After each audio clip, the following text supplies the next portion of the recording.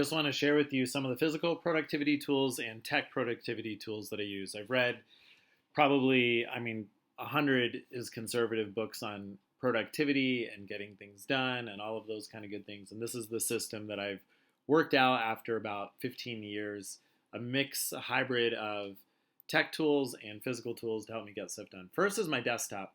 I use this day to day. So, like, only what I'm currently working on do I keep on my desktop. Everything else I move in the trash. And then I have a folder for every month that I then put in my documents when it's no longer stuff that I'm still working on. So this one I'll check, and then I will label that April 19. And these are projects that I'm currently working on right now. And then let's go ahead and jump into some of the physical productivity tools that I use to help me get the most out of my day. This is basically everything physical: a whiteboard, a printer, a Padfolio there with a clipboard that I do my thinking on paper on. I have I use a 2-hole punch because I'm in Thailand currently, and a 2-ring binder. If I was in America, I'd probably use a 3-hole punch and a 3-ring binder. After I'm no longer using the physical papers, I put them in there so that I can go back if I need to look at something. And I just started doing this in 2018. I'll probably be about 2 folders a year, but it's my daily sheet and any kind of notes that I scribble or things that I'm learning from a conference or whatever. I file those after a couple days. And then, of course, an extra monitor. If you haven't tried using an extra monitor, it's huge, really helps you. This is the Padfolio that I use, and this is my daily sheet along with my weekly sheet of what I'm working on this week. And then you can see at the top there a journal that I use. I just reinstituted a journal back into my Awesome Morning Blueprint, and kind of happy to be journaling again. The extra monitor that I talked about before, of course, the printer, and so these tools are really cheap and basic. Good chance you already have maybe all of them. Probably the least likely is the Padfolio with the clipboard, which might be one of the most helpful. A couple years ago when I started doing this, I actually would carry a clipboard around with me, and people were always like, "Why do you have a clipboard?" And then I realized a Padfolio that I could stick a pen in and a zipper and throw in my Kindle or a phone or whatever was not only quit getting asked questions, but also was much more convenient. So some of the tech productivity tools that I use, nearly all of these are free, and I think you'll find them really helpful. So I'm just going to run through them, and then I'll go back and show you a little bit of how I use them. The first we talked about is Trello. We talked about that with the Be Do Have. It's great for teams as well. You can all be working collaboratively on the same thing. So if you have a small team or even a larger team, it's great to be able to use together. The other thing is Wunderlist, and this as well you can use with teams. I usually use Trello with teams, but my wife and I use Wunderlist for each other's honey-do list and for our shopping list. And so when I put something in my shopping list and my wife gets to the grocery store, she can see it there. And if only she would check it every time, that would be wonderful. But we are able to put those things in for one another and see them. Use Gmail and Google Drive.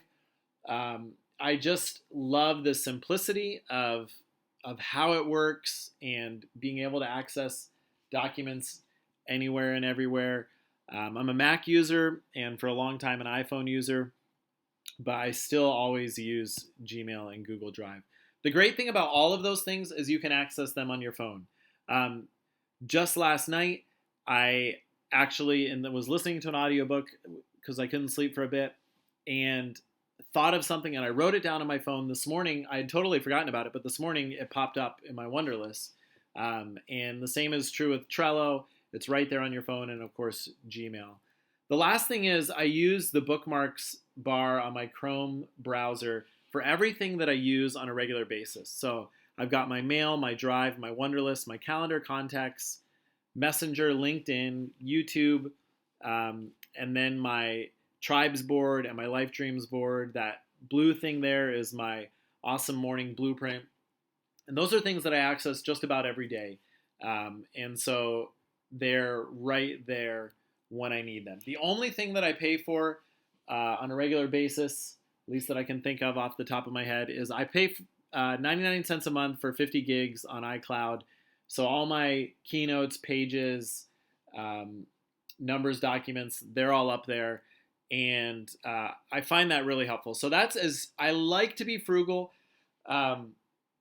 But I found this 99 cents a month for the iCloud is totally worth it. And let me give you a great description of why. A couple months ago, I went on a motorcycle trip to northern Thailand, went with some friends, and we were cruising around the country for a couple days. We went up to the Golden Triangle, which is where Myanmar and Laos and Thailand all come together, or Laos, as we say in America. And yeah, 5 blokes, 4 different countries. Well, we were from 4 different countries, and just had a great time. And I didn't mean to go there, but what happened was on the way back from this trip, there was about 15 kilometers of unpaved roads, super bumpy, and so I decided that I needed to treat it kind of like a racetrack, passing people on the dirt when I could, and lots of fun. I cruised through that section. Well, I got home that night, and lo and behold, my computer no longer worked. Like, just completely dead, wouldn't turn on, wouldn't charge, wouldn't anything. And I had stuff that had to be done. And so immediately that night, my wife has a computer that she's a teacher in the day. She comes home, and a couple nights a week she teaches online. So for 2 evenings a week she uses the computer, and the rest of the time she might use it for surfing or whatever, but she's not really using this computer. And so I was able to, in about 10 minutes, switch over. So all of my bookmarks are on, they're synced. So whenever I go to a new, I can sign in to Chrome with my account, and all of these bookmarks will come in. So that's what I did. I actually went onto her computer on Firefox because she uses Chrome, and I just did everything on Firefox, downloaded all of my bookmarks. So I had all of these things immediately there. My mail, my drive, my Wunderlist, my calendar, all of those things were immediately there. Because it was Apple, we used the same Apple ID. I was able to get all of my documents there right away. And literally in less than 10 minutes, I was completely set up on a new computer and didn't miss a beat. Even these things are all synced to my iCloud. So as soon as I save something to my desktop, it's saved on my iCloud. And that second, if I were to save something to my desktop and my computer dies, everything is in the cloud. And so if I had to buy a new computer, thankfully in this case, I just took it to a shop. 3 weeks later, it was fixed, and I then brought everything back. Like a couple things had changed, a couple bookmarks had changed, and that kind of thing.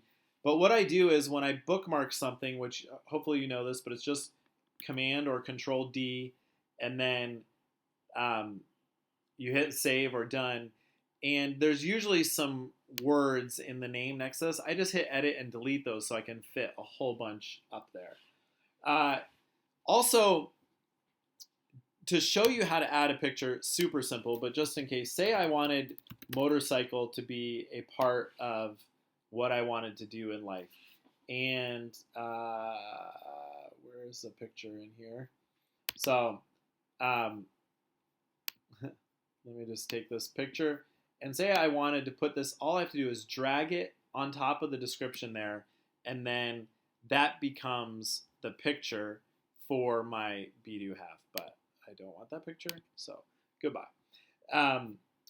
So that, and then how I typically use Trello. So for instance, for this tribes business, here's my to-do, the lockbox the ideas, resources, and done. These are typically the first 5 things that I'll start a project with. What do I need to do? What do I need to hold on for a bit?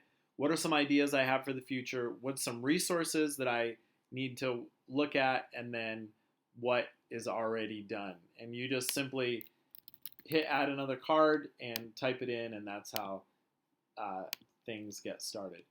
Wunderlist. So this is what I was talking about last night. The phrase in the book that I was listening to was escalation, or I forget how he said it. Escalation is preceded by isolation or something like that. I thought, oh, that's a great phrase. And so I wanted to change it in a way that spoke to me. And so I just put on there, isolation fuels escalation. And I'm going to put that down in the Life Transformation Tribes because I want to think about that. And then how I use Wunderlist is typically on my phone, I will add, I have an idea, I just quick throw it in the inbox. I don't process it at that time. I don't think about it. Once I write it down, it's gone from my brain and I don't have to think about it. This is my today project. I need to create 7 documents, 4 teaching videos for coaches, 5 for clients, and then 2 webinar templates that I need to fill up. After 3 p.m. today, I need to respond. A guy wrote me this morning on Messenger. I didn't want to deal with it at the time, so I just wrote, respond to Kevin, later. I'm speaking in Silicon Valley in October, and actually I'm emceeing a conference, and they need a photo and bio, so I need to get that to the organizer. Sometimes I have something in the evening. I'll put it in there, and then these are things I need to get done during the week, my 90-day goals, and then a lockbox of all the things that I'm holding on to, the someday maybe, and then I have a folder for learning, dreaming, and research. So sometimes someone will say, like I asked for good podcast, and a couple people mentioned Joe Rogan with Jordan Peterson, Joe Rogan with Neil Tyson, and so I'll put things down through here. And then later I'll go back and I'll be like, do I want to read this now? Do I want to learn it? Yes, no, but I keep kind of a tickler file of all of the things that I'm learning. This is kind of my modified getting things done, I guess you could say. And then, like I said, the shopping, this is the list that I share with my wife. Just things that I want. I'm going to be in America this summer, so these are the things that I want to do as soon as I hit the ground. Business buying people. These are all people that help others buy businesses. And I'm putting that on hold for now, but anyway. So some things about intermittent fasting. And then another list of memories. I showed you before on Trello how I'm using those. I also just plop them into here, and I'm actually going to probably take both of those and just put them in a big Google Doc. So that's how I use Trello and Wunderlist. All of the documents that I create, I use in Google Docs. It's just simple. It's easy. If I'm going to print something or I want it to look nice, I'll use Pages. But if I'm just working or ideas or whatever, I do all of those things in Google Docs. And then, like I said, here's all the bookmarks of the things that I hit on a regular basis. And so they're right there. So that's just a quick overview of some of the physical tools and some of the tech tools that I use in every day. And that is the end of our training. If you want to stick around for a story, this is a picture of my daughter and I last summer in the airport in Korea. And we landed in the airport, and this, by the way, has absolutely nothing to do with productivity. Just a fun story. So if you want to be more productive, hit close and go. But we were in Korea, and she went online and found out one of her friends was in a different terminal in the airport. And we were like, oh, we have a couple hours. And I said, let's go see him. So we find the way to the other terminal, go down the escalator. And just as we get to the bottom of the escalator, there's a train, and people are running to get on it, a tram for the other So we run and jump on the tram, and we get off, and there's a big sign that says you can only go to Terminal 1 if you have a ticket for Terminal 1.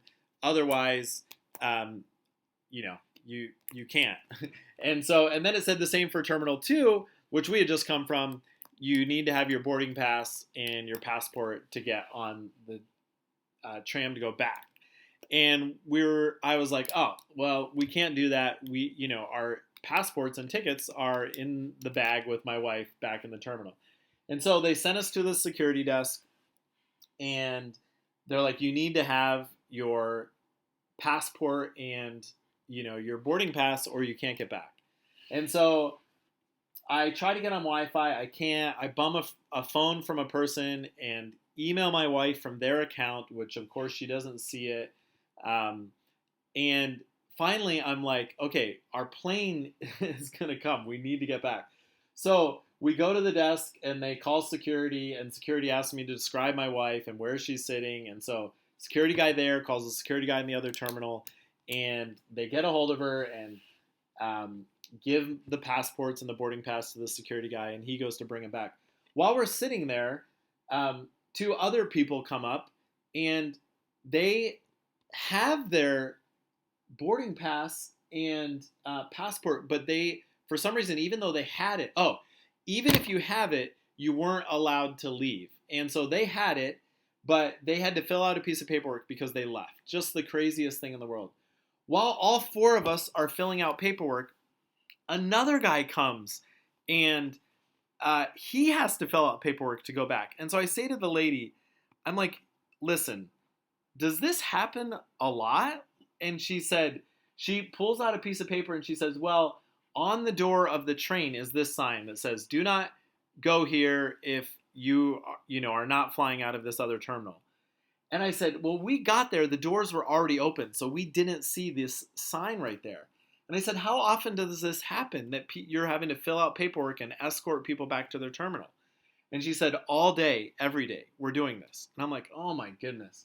You clearly have a systemic issue. But we made it back, half an hour to spare, and so we had a latte and a pastry in a French cafe in an airport in Seoul and made it back. So anyway, be productive. Hopefully some of those tips and tools help you to be more productive, and they are all fit in well with what we're doing here in Life Transformation Tribes.